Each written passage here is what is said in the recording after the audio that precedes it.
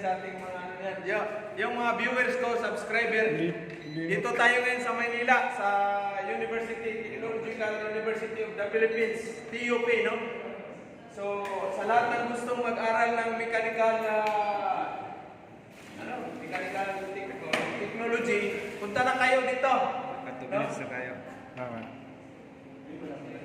Hindi ko nakita. Kasi yung mga ano nila, high-end na mga machine sa itong laboratory nila, no?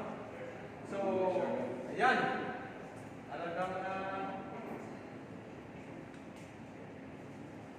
sana mayroon silang pinaglumaan kasi dadalhin natin doon sa Mindanao.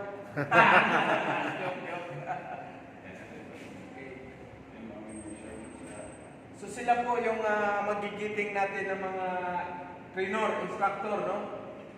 Professor. Ito yung mga batang promil na mga mga professor, gifted child. Si Kuya Jim pala yung Miss the Idol ng NCR, no?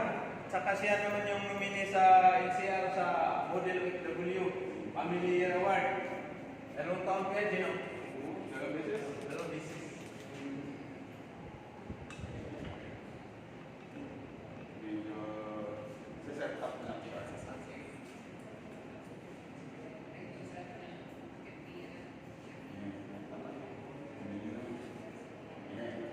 Yan. Yung mga maliliit na pusas na yan. Okay, kita yan.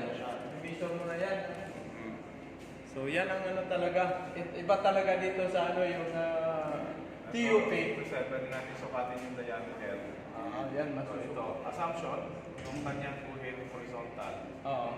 Tatapat lang natin siya doon, tangent lang. Oo. Tapos ganun din itong kabila. Kabila ganyan. So masusukat na. Hindi ka nagagamit sir ng micrometer or Werner caliper. Wow, galing. So, sukat niya, 1.5 mm. 1.5 cm.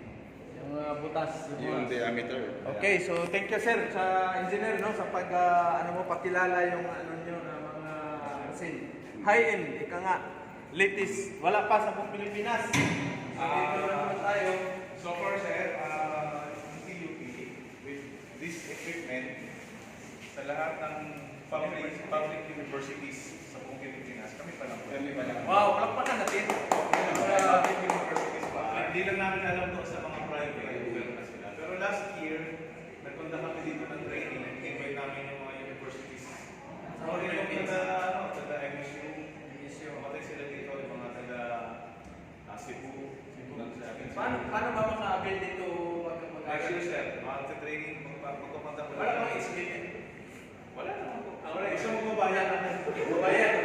2,000 lang naman. 2,000 lang. Pesos. Uy! Pwede, uy!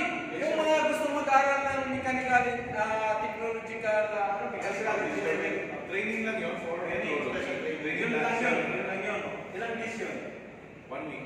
1 week. Okay, so 1 week, 2,000. Lakpat, panalo na yan. 1,000 per head. Per head. Okay? For 1 week. So ito naman, ano na to? Si Starry. And sir, harness tester. Hardis yung tibay ng bakal. Tigas. Tigas. Yung ano niya, hardness. Hardness. Okay. So ito yung mga equipment nila sa pang-testing ng bakal, din sa pagsukat ng maliliit na ano, tawag niya, yung komposisyon niya. Okay. So, ito sir, Ano naman to? roughness tester naman. Roughness, yung surface. Alaman kung within the tolerance room, survey yung Ito, finish. Ito yung talaga ano. So ito yung ano niya, finish na surface, i-measure niya kung ano ang kakintab, yung surface na ano. Talagang ano yan, perfect talaga oh. Okay. So yan, surface machine, tester. Okay. So yun sa ating mga viewers, subscriber, pagpunta na kayo sa TUP, dito lang yung location sa Ayala, Manila. Ayala Boulevard, Ermita, Manila. So, abangan ninyo yung pag-aral ko dito. Hindi pa uli lahat, di ba? Bata Yes. pa si Kukumagi. Ito sir, reverse engineering process para sa heavy machining. Okay, ito daw yung reverse engineering para sa measuring. Tawag yan ay computer computer measuring machine. CMM. CMM. Okay, shout out pala sa kay Ma'am Pili, yung may-ari ng ano natin, agency sa Australia. Ma'am, mag-hire na ako dito ng mga graduate ni Sir para padala natin dyan sa Australia. Yun. Para bigyan natin ng magandang kinabukasan yung mga product ni Sir. Kasi sayang yung mga machine, tapos hindi sila kikita ng milyon yung isang one product. Yes. Kailangan kikita. Kasi ito yung gawa nila. Ito yung mga measure. measure. Komplikado, napakahirap. Ito, sir. Wala ka ng drawing, halimbawa, wala yung drawing mo. Oo. Yan, susukatin niya lang, i-output niya sa computer, makakagawa siya ng 3D model. Mayroon ka ng guide? Ito. Hindi po, susukatin niya. Susukatin lang Gamit yan. itong stylus. Wow. Diretso na CNC yan. Diretso na siya. Dito rin magkakat yan? O hindi siya? Doon na. Lang, sukat. Sukat. Sukat tapos doon mo na i-ano. Meron na direktang command. Diretso na sa CNC. Yes. Wow. Ganun siya I kahit. think so mga magkano ng mga halaga nito, sir? Mura lang, sir. Ayan po. Saan? 7.4. Wow! So, yan lang yung price nitong taga-sukat. So, pasalamat tayo sa government na itong. Yes, sir.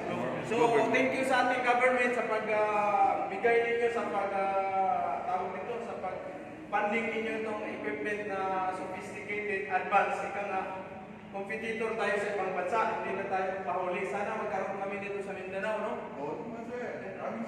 Next month. So, shout out BBM. Bigyan mo kami ng ganito na mga limas.